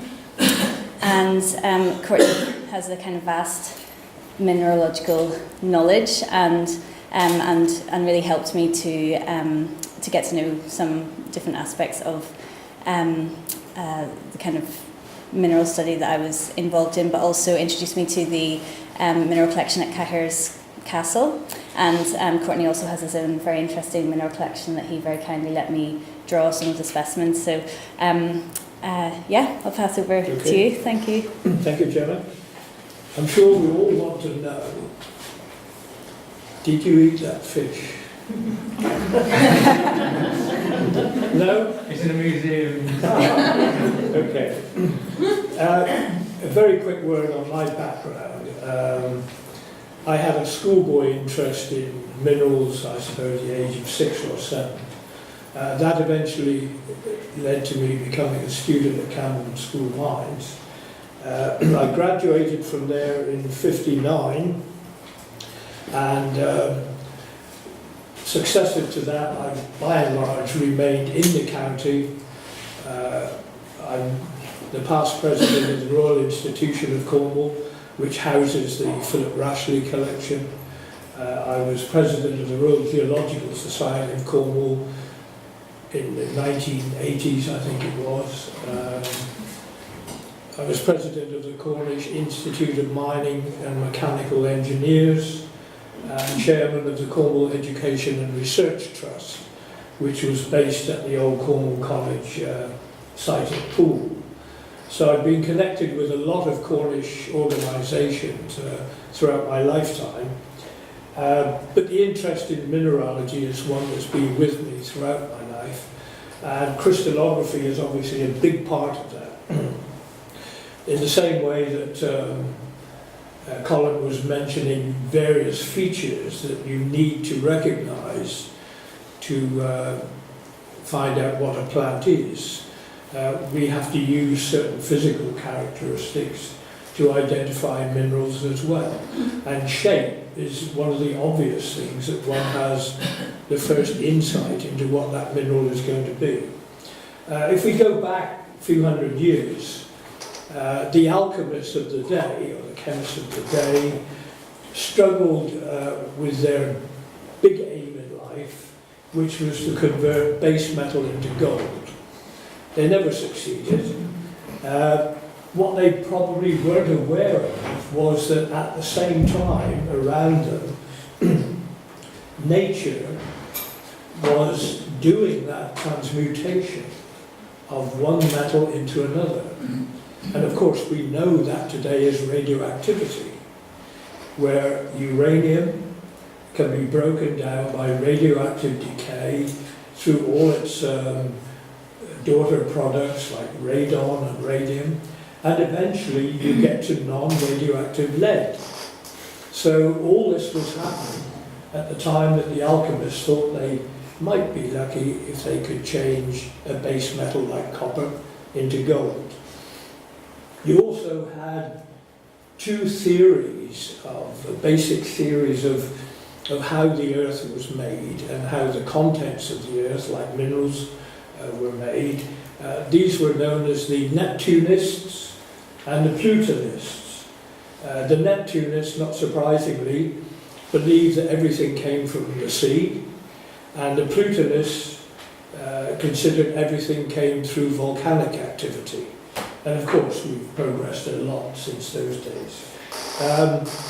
We move forward now to the 1600s into mainland Europe, where metal mining, probably the heart of serious underground metal mining, was in Germany, in two particular areas, the Harz Mountains for the lead mining, and Saxony for what I call higher temperature minerals like tin, copper, and those elements. And along with those mining activities, developed the sciences which are associated with them today, one of them being mineralogy. It was important to recognize that piece of ore that you won from underground. What was it? You could use physical characteristics to help you. There was very little chemical testing in those days, and what little that did exist was qualitative, it wasn't quantitative. So it was very much a long shot. So the reliance on physical properties, including shape, was a very important one. This was followed from the German mining, metal mining scenes, to the scenes we had in this country, mainly in Cornwall, from about the 1700s on. Mining had been taking place for centuries, and most of it goes back to alluvial surface mining, or almost like trench mining, gunnesses as we call them, open cast mining. It wasn't until the people like Trevithick and James Watt and William Bolton developed high pressure steam that enabled the prospector in Cornwall to go deep underground. He could then pump the water to the surface and exploit the mineral wealth that Cornwall had. Prior to that, the deepest he could go was to go to the coastline and drive in and add it just above high water level and allow natural drainage to drain that. But of course he could only work maybe 100 or 200 feet back up to the surface. So high pressure steam enabled the wealth of Cornwall's tin, copper, lead, zinc, tungsten, you name it, to be exploited. With the development of mining, you have all the attendant scientific interest developing as well. And this is where mineralogy comes into its own. Particularly in Germany, and later in this country, a century later, where you had concentrated metal mining activity, you had eventually schools of mines. In Germany, you had in Freiberg, it was world famous in the 1700s, probably the most famous one in its time. And you even had a Cornishman, Joseph Henry Vivian, from the Vivian family, going to Freiberg in the 1770s or 80s, studying mineralogy. And there's a mineral named after him, Vivianite, found here, first found in Cornwall, at a mine called Real Kind. So this development of mineral science was growing, both in Germany and here. In Germany, you had crystal models being made, I suppose, in the late 1700s were the earliest ones that we know of. And these tended to be made out of fruit wood, and the earlier sets tended to be quite small. The individual crystal models, some of them as small as a quarter of an inch. Different producers over the centuries produced wooden crystal models up to about 3 or 4 inches. And then in the 1800s, we end up with this sort of size, which was produced by perhaps the most famous mineral crystal producer in the world, a company called Kranz in Bonn in Germany. There are other companies in Germany making them, any number of companies, and a small selection which I brought today are from a German company that would have made these in the 1800s, a company called Firma Drup from Dresden in Germany, and I'm currently in the process of sorting a minor headache, which when I first came down to visit Gemma here, there was a huge chest over in the corner, and when we opened that, there must have been towards 1,000 crystal models, all wood, 80 or 90% of them numbered, which is a tremendous help. But unfortunately, since I've started sorting them, my guess is I have somewhere between 10 and 20 different sets in that one box. So the numbers keep duplicating, and they do look very similar in many cases, because a lot of these crystal model sets were made to order. You could order one with just 10, maybe you just had one example of each of the crystal systems, or you could order a set that had in excess of 700, which Firma Kranz did in Germany. And then you had the most minute modifications from one crystal to the next. So my work is cut out for me for some time to come, I think. It wasn't just wood that was used. The most favoured woods were pear wood, apple wood and maple. All these are extremely fine-grained woods. They lend themselves to fine shaping and sizing, and they're not prone to woodworm. Another great thing. So you had companies in Germany like Werner and Löscher and Drup and others producing models. Not only wood was used, glass was used. Very often glass was used to produce models of gemstones for obvious reasons. Coloured glass, you could simulate the colour of amethyst quite easily, or citrine quartz, or emerald, or ruby. So glass was a favoured one, particularly for gemstones. And you also had plaster. There's an example here of one terracotta or plaster crystal, and many of these have a tiny hole in the bottom where they were mounted onto a plinth to make them easier to study. And so it went on, different materials being used. Brass was another one. We have there's one example in the box of 1,000 of a brass specimen. I'm sure there must have been many more. There must have been a small set at least of something. And ebony is another one. That very hard wood lends itself to machining to that sort of level of accuracy. The knowledge of crystallography, as I say, is all important, and the mining schools taught this. At Camborne, when I was there, we learnt our mineralogy, our crystallography, from sets such as probably the same set. And when you think that's what, less than 60 years ago, and today this is history. Today your computer programming will allow you to bring up on the screen and rotate any crystal shape you wish to choose. It's an amazing transition in just over a half a century. This is idealism. When you see a crystal like this, take this hexagonal crystal here. When you see something like that, it rarely exists like that in nature. Because in nature it'll be distorted. It'll either be attached to something else, or it'll be interpenetrated by something else. Something is impeding its growth. So these crystal models are the ideal situation. but it's a very good grounding on which to further the science. In the field, you need to adopt a little more lateral thinking when it comes to identification.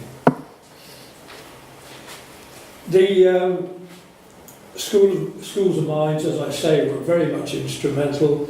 Today, collections of model crystals still remain in museums like Freiburg Mining Museum, Berlin, Taylor's Museum in the Netherlands. They are spread worldwide, most certainly.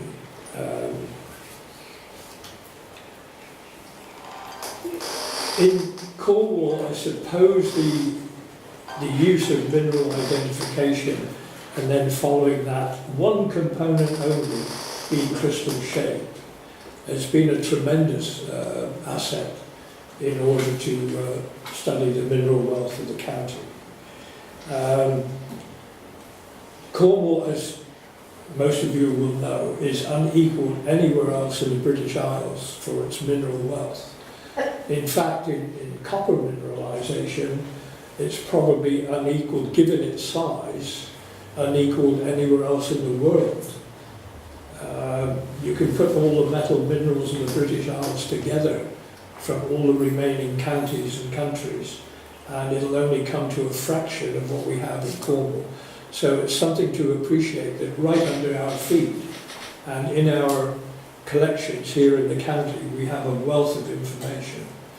The present day collections, the Philip Rashleigh collection, which was put together between 1765 and 1811 when he died. The bulk of his collection is in the Royal Cornwall Museum. The second, or a second large collection in Cornwall was the Carn collection from the Penzance family. That was given, the bulk of that ended up in the Cambridge University mineral collection, but sadly it's rapidly disappearing. I'll say no more, and it's no longer given any pride of place in the university. What remains of it is largely in cold storage, which is a great shame. On a more recent note, probably one of the largest, finest collections of minerals in Cornwall was that of the Williams family of Scorrier House, Scorrier House and Burncoose, if you know those two large properties. Burncoose, the garden nurseries today, that was the earliest residence of the family in the 1700s in Cornwall. And the Williams family put together perhaps the finest collection of Cornish minerals that exists. One of the Williamses, John Charles, in the 1790s, the Williams family had made their wealth from metal mining, mainly copper mining, but they branched out into foundries to make mining machinery, shipping, you name it. They had a business interest in anything that happened in Cornwall. And with the decline of metal mining in Cornwall, it came the generation of John Charles Williams, and in 1793 he had at Courtenay Castle the Scorrier fraction of his family's mineral collection. He was a plantsman, so it's over to your side now. He bought Warrington House near Lawson purely because of the aspect, in order that he could promote the growth of a lot of his plant interest. His two generations before bought Courtenay Castle. It got to the point where the Williams family, through their huge wealth in the mid-1800s, had more country mansions than they had sons to live in them. Quite an enviable position to be in. But Charles Williams, John Charles, decided he wasn't interested in the minerals, so he invited the Natural History Museum in South Kensington to send down their curators and take what they want.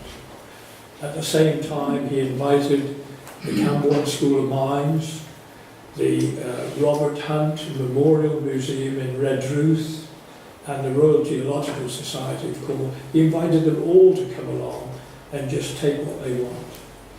And it was recorded at the time that there was just a few specimens were retained by the family. And my belief was always that what had remained was what the other curators didn't want. Fortunately, that wasn't the case. When I was approached by the owner of the castle 6 years ago now to see if there were any minerals worthy of putting on a small display as part of the house tour, we had the most amazing discoveries, secreted in all sorts of niches and crannies throughout the castle, from the old kitchen to the smoking room, to the wine cellar, to the old vegetable room, and even the slop room. There were boxes of minerals hidden away. And what Williams had done, fortunately for us, he had set aside the best of those specimens and allowed the other curators to pick from the remainder. So I've had the privilege of sorting that collection, recataloguing it, and it's a small portion of it is on display at Cahays today. The Williams family, I should add, they were a wealthy copper mining family. With their big mansions, it was normal in early Victorian times to have a display of either minerals or fossils in the big foyer of the house, purely as a talking point. And this happened throughout the big houses in Cornwall. And unfortunately, the Williams family was amassing this superb collection. They never put a label or a number on any single specimen they acquired in 150 years, which makes the recataloguing of the collection a little bit more difficult. Hence, you have to come back to the very things that Colin was saying. You have to break down the components of the plant, and you have to break down the components of a mineral specimen using similar techniques to eventually decide what the mineral is. That's the most you can hope to do. The other half of the equation, which is quite sad, is that you can never put a provenance on that specimen. You can't say with 100% certainty it came from a certain mine, like Wheel Gorland in Gwenham. There may be a 99% certainty that it came from there because of its rarity, but you always have to allow that possibility that it could have come from somewhere else.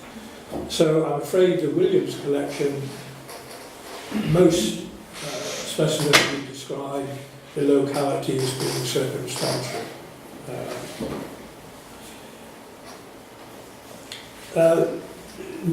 The examination of minerals today, that's something which, once again, progress has made huge strides. 50 years ago, we wouldn't be looking at anything much smaller than micro specimens. And that in itself was quite superb, in that the smaller the specimen, the likelihood is that the more accurate it is the portrayal of the particular crystal in that. But of course today we can get down to a few microns and look at things. That gives you a little oversight perhaps into the crystal morphology. I tend to liken what Colin's studying as the Art Nouveau period, the plant life. Everything is in nice, easy curves, and I tend to liken crystallography as a straight line period, which is Art Deco, angular and straight line. Just to conclude, Goethe had a collection of minerals. Mm-hmm. Yes. Yeah, he was administering. One of the collections, yeah. was he? Yes. Yeah, in Weimar. Yeah. I hope this gives you a little insight into crystallography and the role it can play in identification, and I've set out here just a small example on the 6 crystal systems that you can have a look at. Thank you.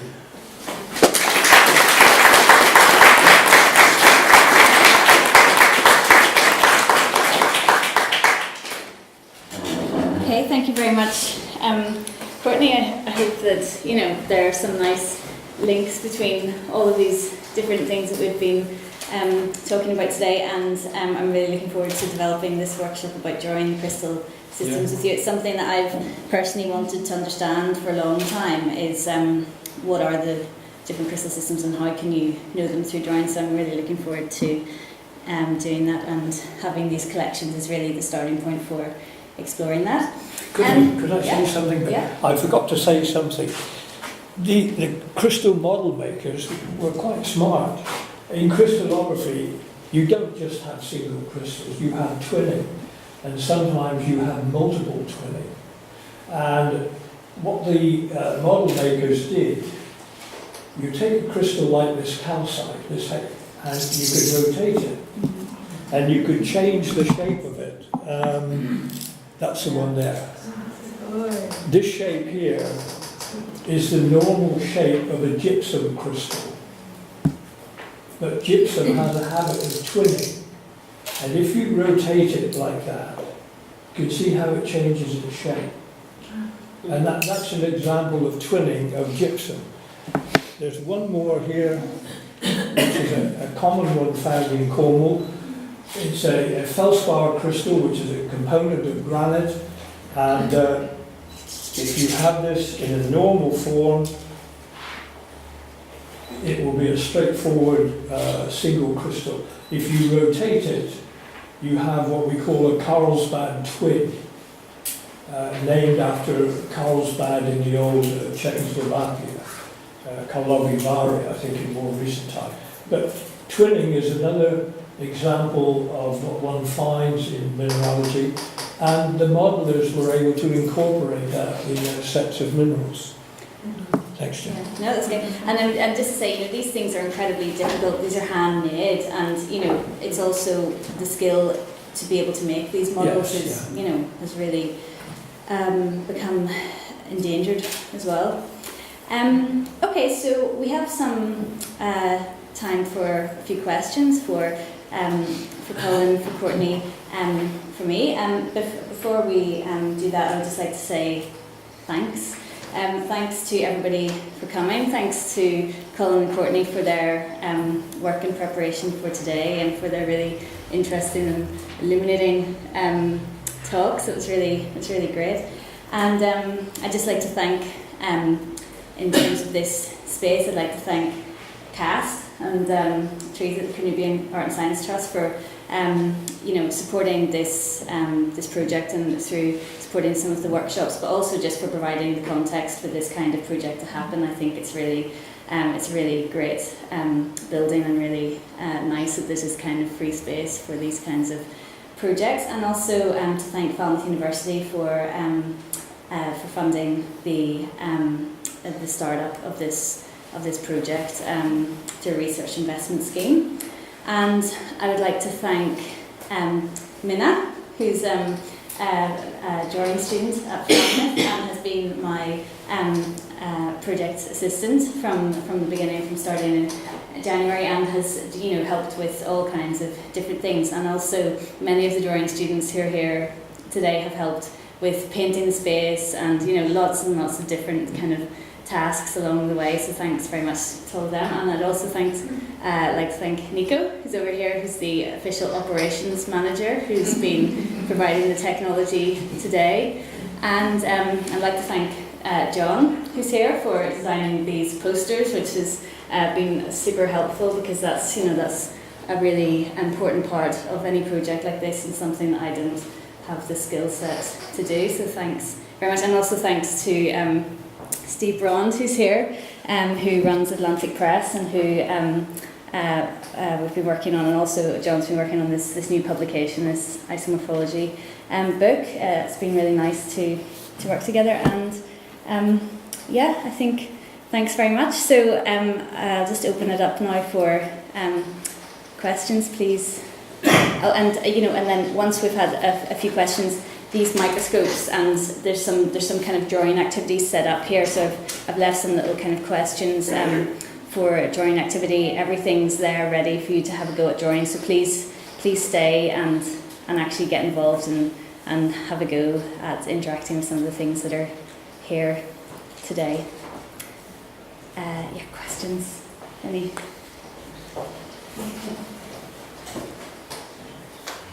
Gemma, what happens to cause the crystals to twin? What's the process? Sorry? What's the process that causes the crystals to twin?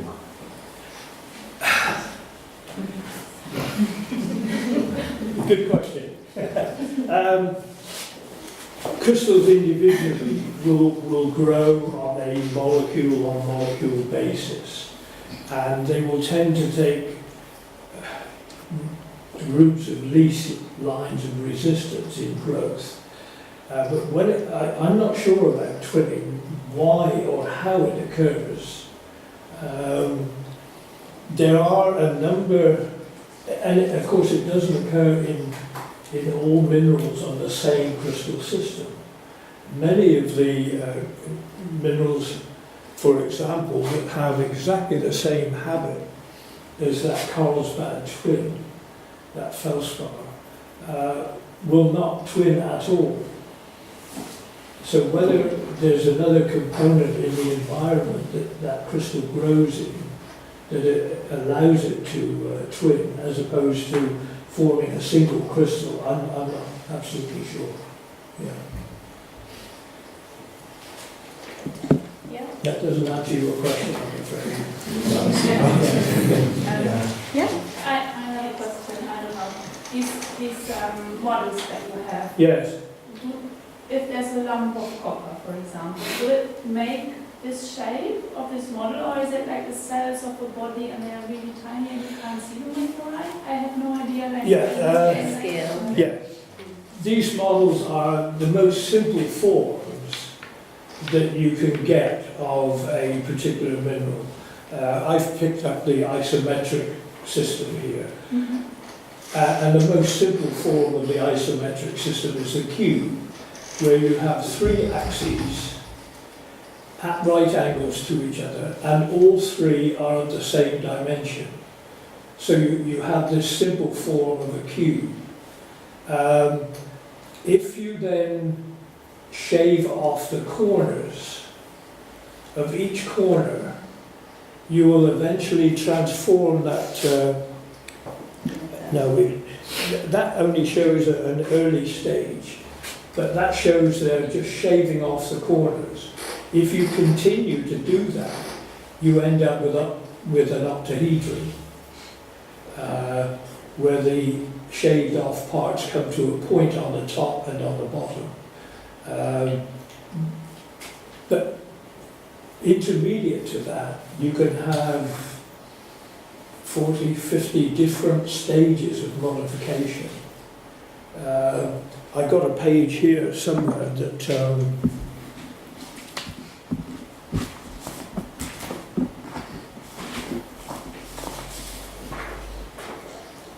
you can't see it from there, but that is a page of isometric crystal models. There's about 50 there, and they're all derived from a simple cube.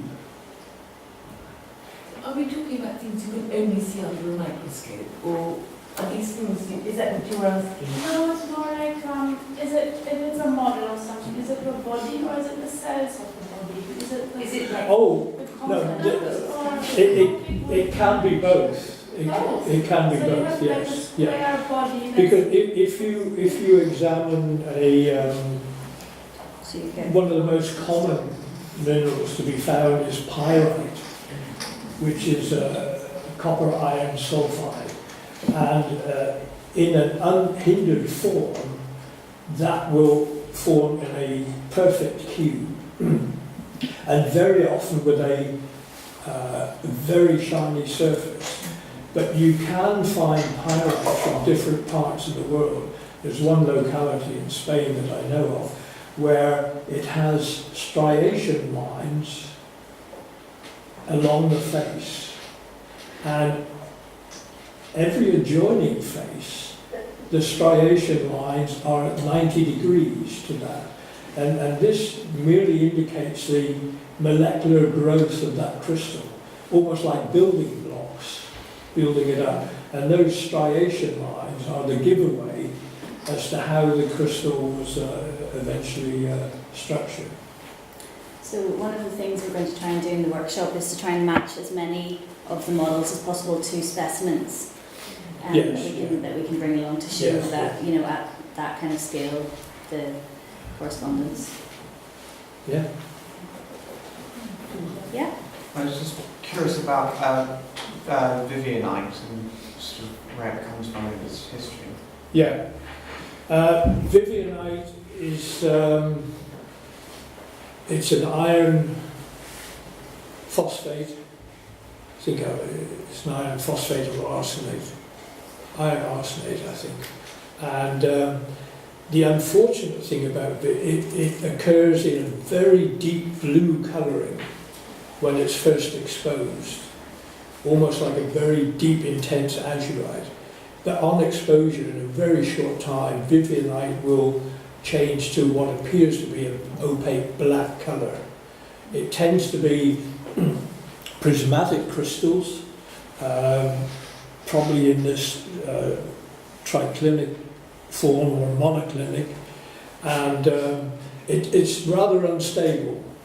Most of the Cornish specimens that I'm aware of in old collections have disappeared.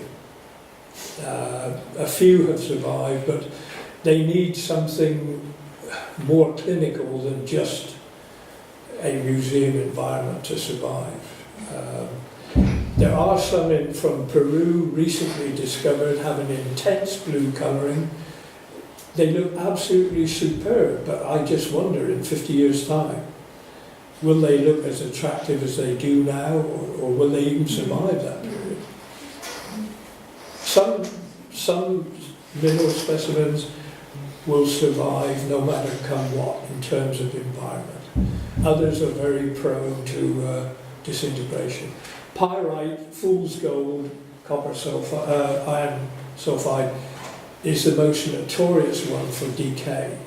I suppose that's part of the value as well, isn't it? How Yes, the value- yeah. And you only have to look into old collections like the Williams collection at Carhays and the Rashley collection. There are no pyrites that have survived. You would have to put them in a kind of a false environment for them to survive. And in sorting the Carhays collection, I came across drawers very often with a cardboard box, a tray in which the mineral had been. The mineral had disintegrated into a cone, a kind of a dirty grey powdered cone. The label in the box had disintegrated. The bottom of the cardboard box had been eaten out, and the wood in the drawer was beginning to be attacked as well. And there's only one thing to do with specimens like that: get them out into the nearest tip. If you leave them in close proximity with other specimens, particularly sulfide specimens, you run the risk that decay will be transferred from one sulfide to another. So never hesitate. Once you spot decay like that, just get rid of the specimen as soon as possible. Curious to know if any of these specimens are still available to be seen at Cornwall School of Mines Museum up at Tremont. What, the mineral specimens? Yeah, the mineral specimens. Oh yes. The display at Tremont at the moment is in the foyer and along the hallway, isn't it? The long hallway. There are quite a number of cases there. Sadly, that's only a small fraction of what the Cornwall School of Mines mineral collection looked like when I was a student in the mid-50s. It looked more like the collection in Truro Museum today. Yeah, I studied that, that's what I've seen. In similar cases to the ones at Truro. So what's on display at Gemma at the moment is a proportion of the original collection. Yeah.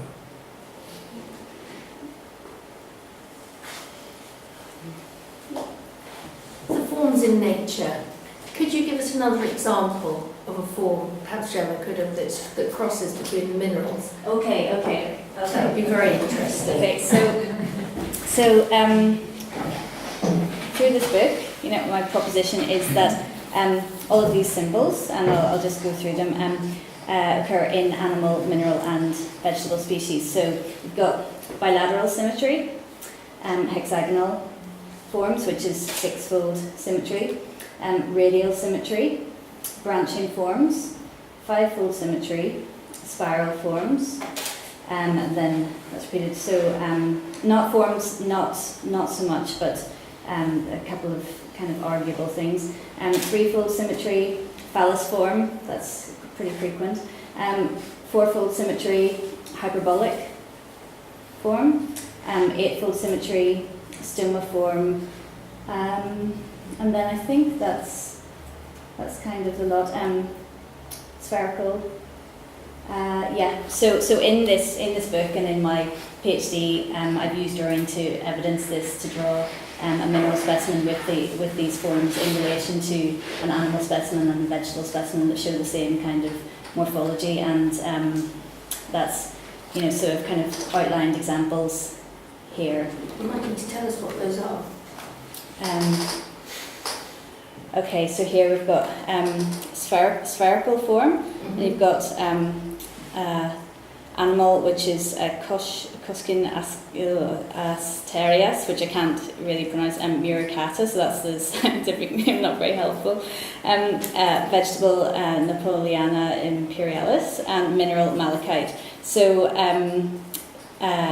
this is a kind of rough sketch of, examples of where these things occur, and then what I've done is make copper etchings at the Naturist Museum. I've drawn all of this work at the Naturist Museum, so I've gone to the curators, I've asked them where can I find this kind of form and symmetry, or I'm looking for this specimen. We go into the collections, and then I draw the specimens together and kind of use drawing to exchange parts and let one body become another, and kind of let the morphology suggest the art, really.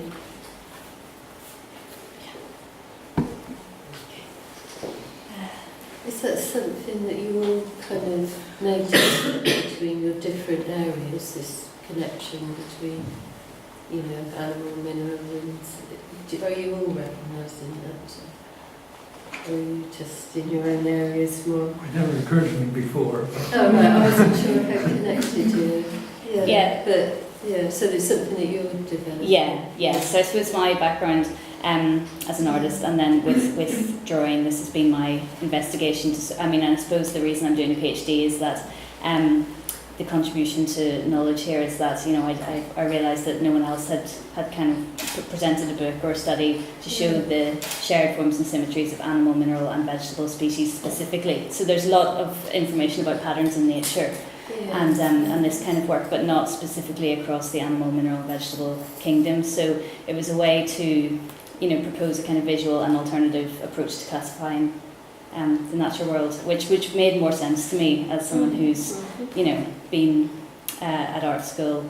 Drawing's my kind of main form of investigation, and I'm also just a visual, more of a visual person. Yeah. I was also wondering, because you were saying about you was doing this classification, and is that something that's going to be, who would be able to access that? Who are you developing it for? Well, initially it'd be the people that use the database in Cornwall, Right. but it's something that could be on the web, which very easily, really. Oh, right, so more or less anyone might be able to kind of get into that. So actually, they can look really interesting.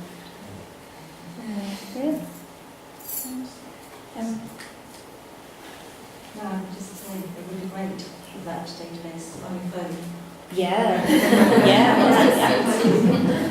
No, lots of ideas of possibly using ice morphology as a guide, apps and things like that.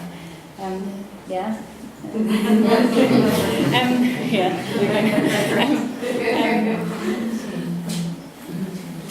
I'll have to get a mobile phone. Oh yeah, that's a good start, isn't it? Okay, any last questions? Well, thanks again for coming. Please do hang around and have a go on the microscopes and have a look at the collections that have been put out today. Please, if you want to ask questions, come up and have a chat. And also,